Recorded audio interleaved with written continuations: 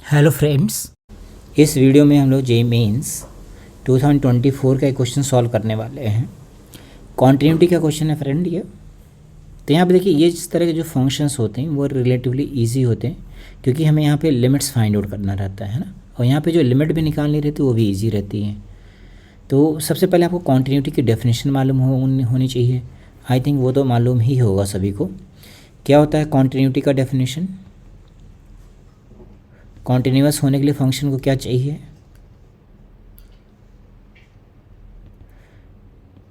F of कहाँ पे check करना है? π/2। तो एफ ऑफ π/2 पर वैल्यू जो होगी, एफ ऑफ π/2 प्लस पे जो वैल्यू होगी, एंड एफ ऑफ π/2 माइनस पे जो वैल्यू होगी, तीनों क्या होना चाहिए?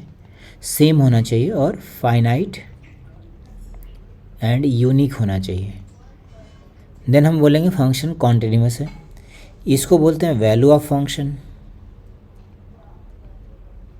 इसको बोलते हैं राइट हैंड लिमिट, और इसको बोलते हैं लेफ़्ट हैंड लिमिट। ये डेफिनेशन आपको मालूम ही होगा, फिर भी हम लोगों ने यहाँ पे लिख लिया है। तो चलिए ज़रा इसको हम लोग अप्लाई करके देखें। तो सबसे पहले हम लोग वैल्यू ऑफ द फंक्शन लिखें, एफ ऑफ π/2। ये तो नॉर्मली गिवन ही रहता है। देखिए π/2 पे वैल्यू ऑफ द फंक्शन कितना गिवन है friends?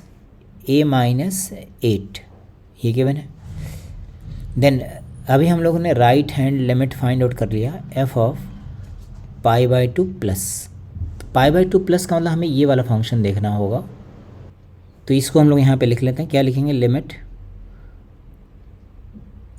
x tends to π/2 plus. तो ये जो फंक्शन फ्रेंड्स लिखा हुआ है, ये देखिए कैसा है। यहाँ पे पहले आप इसकी लिमिट चेक करके देखिए।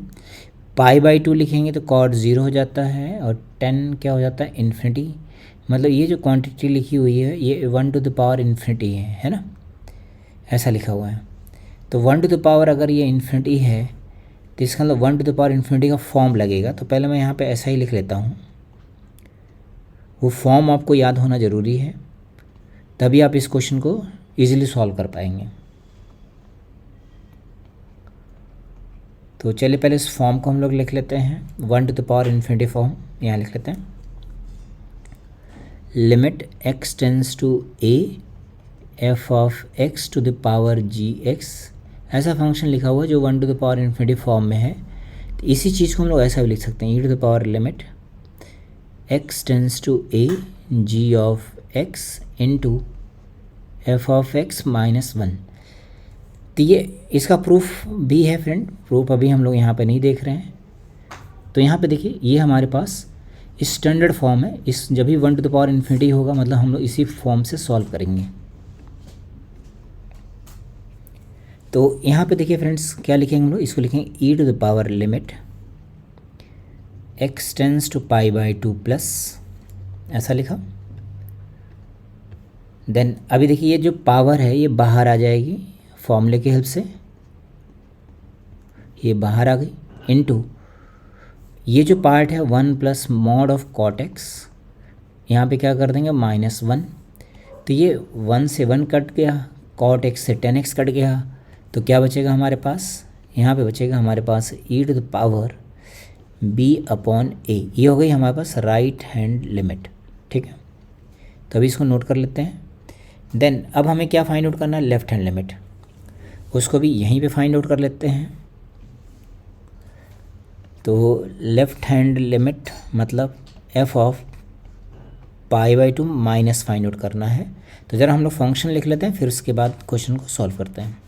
तो ये होगा limit x tends to π/2 minus 8/7 10 8x upon 10 7x, ऐसा। तो अभी इसको ज़रा सॉल्व करके देखें फ्रेंड्स। तो देखिए यहाँ पे जैसे आप π/2 लिखेंगे तो π/2 यहाँ पे पहले डाल करके हम लोग चेक करेंगे कितना आ रहा वैल्यू। ठीक है, तो यहाँ ज़रा π/2 लिख लेते हैं, कितना आ रहा देखिए। यह आएगा 8/7। अगर इनडिटरमिनेट फॉर्म होगा तब तो सॉल्व होगा, अदरवाइज़ ऐसे ज़रूरत नहीं है। यहाँ आ जाएगा 4π डिवाइडेड बाई 10 7π/2। तो 4π की वैल्यू कितनी हो जाती है? 10 4π की वैल्यू हो जाती है 0, और 10 7 पाई बाई 2 की वैल्यू हो जाती है इन्फिनिटी, मतलब ये लिखा हुआ है 8/7 टू द पावर 0, मतलब इसका लिमिट हो गया 1। ये हो गया हमारे पास लेफ्ट हैंड लिमिट, ये 1 हो गई। तो कॉन्टिन्यूटी की डेफिनेशन के हिसाब से क्या होना चाहिए, a function is said to be continuous. तो देखिए यहाँ पे हमने डेफिनेशन अप्लाई कर दिया, तो वैल्यू ऑफ द फंक्शन कितना हो गया a-8। राइट हैंड लिमिट कितनी हो गई e⁻b/a, और लेफ्ट हैंड लिमिट कितनी हो गई 1। तो यहाँ से a की वैल्यू तो आ गई हमारे पास 9, और यहाँ पे हमने पहले इन दोनों को कंपेयर कर लिया तो a की वैल्यू आ गई 9। देन इन दोनों को कंपेयर करेंगे तो क्या मिलेगा, यहाँ आएगा e⁻b/a इज़ e⁻0, मतलब b की वैल्यू हो गई 0। तो b की वैल्यू 0 हो गई और a की वैल्यू 9 हो गई। तो क्वेश्चन में क्या पूछा है फ्रेंड्स आपसे, आपसे पूछा है a² + b² की वैल्यू कितना हो जाएगा 81, यही आंसर हो गया। तो आपने देखा ना फ्रेंड्स कितना आसान सा क्वेश्चन था। यहाँ पे आपको ये ज़रूर लगेगा कि ये जो है 5 to 6 मिनट लगा हुआ है या 5 मिनट लगा हुआ है, बट एग्ज़ाम में ये आपको 1 मिनट के अंदर ही हो जाएगा, एक बार आप प्रोसेस सीख लेंगे तब। आई होप आपको वीडियो समझ आया होगा फ्रेंड्स। Okay, thank you.